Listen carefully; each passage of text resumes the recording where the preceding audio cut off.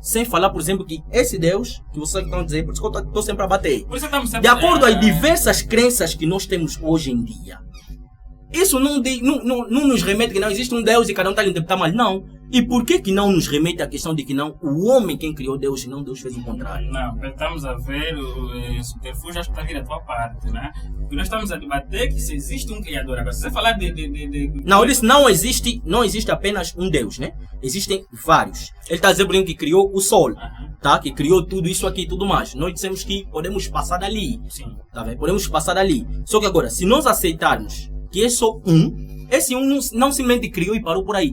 Ele entrou em contato com os homens, com profetas. Esses profetas que vieram, por exemplo, da mesma crença de Abraão, Jesus, Maomé, não é? Moisés e por aí vai. Só que cada um afirmando que se encontrou com aquele mesmo Deus que criou todas as coisas, só que afirmando coisas diferentes. Essa é a minha questão. Ou ele, ou do teu lado, alguém está a mentir.